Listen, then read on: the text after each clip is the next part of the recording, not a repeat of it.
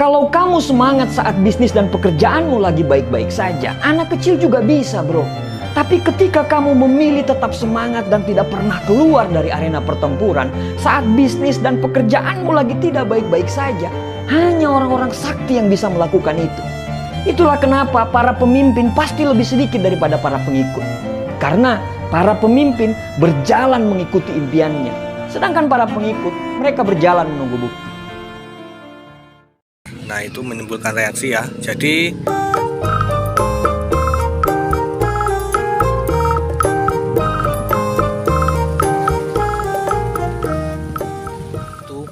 sebagai pengganti kapur dolomit ya para sahabat tani semua, karena kapur dolomit akhir-akhir ini cukup mahal sekali harganya.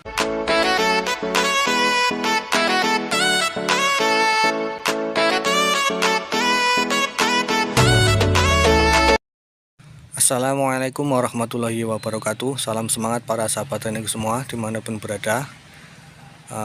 Oke, di video kali ini, di video singkat kali ini, channel Belajar Organik akan membagikan kepada para sahabat teknik semua, yaitu hal yang wajib yang harus kita berikan ke media tanam kita sebelum kita lakukan penanaman.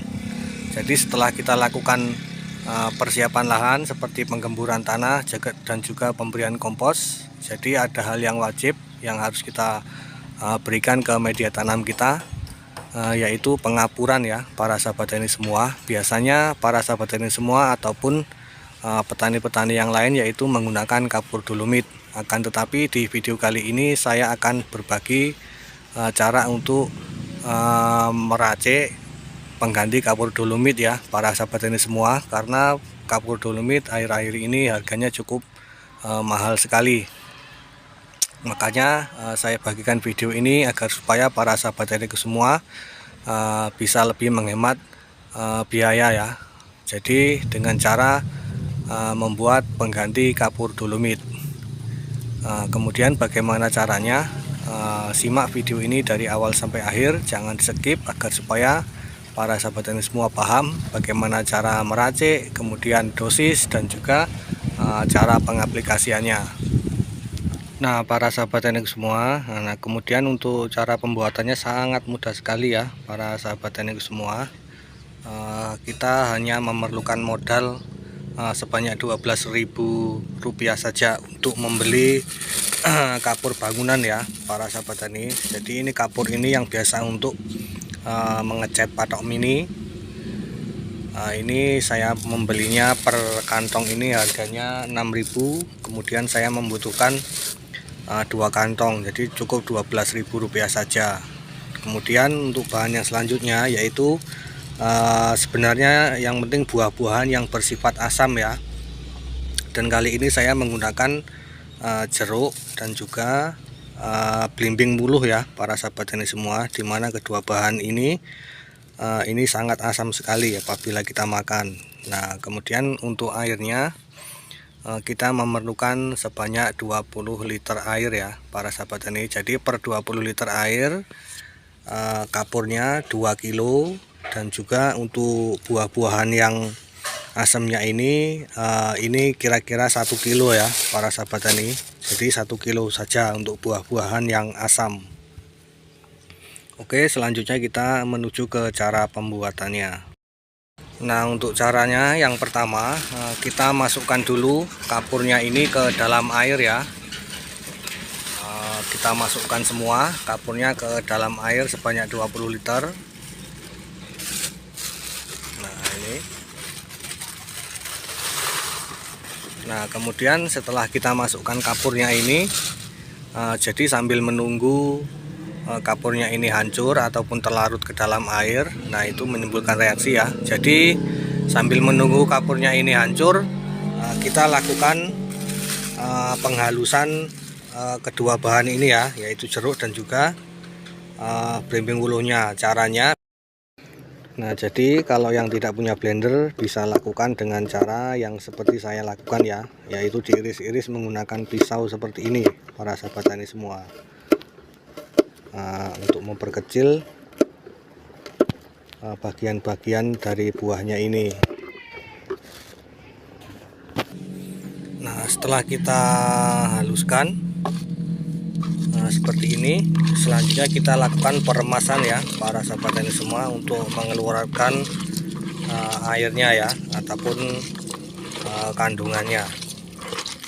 Nah, kemudian setelah dirasa cairannya sudah keluar semua, kemudian selanjutnya kita masukkan ke dalam ember yang berisi kapur tadi ya para sahabat tani semua. Jadi kita masukkan seperti ini. Nah, kita masukkan semua, kemudian selanjutnya kita lakukan pengadukan. Nah, kemudian untuk pengadukan ini para sahabat tani semua, itu harus menggunakan kayu ataupun bambu seperti ini ya, menggunakan alat ya para sahabat tani semua, karena proses dari peleburan kapur ini biasanya itu sangat panas, makanya jangan menggunakan tangan ya para sahabat tani semua, nanti tangan para sahabat tani semua melepuh. Nah, ini sudah jadi ya para sahabat tani semua. Jadi semua bahannya ini sudah tercampur dan terlarut. Ini sudah siap untuk kita lakukan pengaplikasian. Kemudian untuk dosis pengaplikasiannya yaitu per 20 liter air kita cukup menggunakan 300 sampai 500 ml ya per 20 liter air. Jadi cukup irit sekali. Kemudian sebelum saya lanjut ke cara pengaplikasiannya, yaitu saya jelaskan dulu manfaat dari penggunaan kapur yang dicampur dengan buah-buahan asam ini. Jadi manfaat yang pertama yaitu sebagai pengganti kapur dolomit ya para sahabat tani semua, karena kapur dolomit akhir-akhir ini cukup mahal sekali harganya. Per sak itu kalau di daerah saya Rp65.000. Jadi kita cukup menggunakan uang Rp12.000 saja untuk membeli kapur.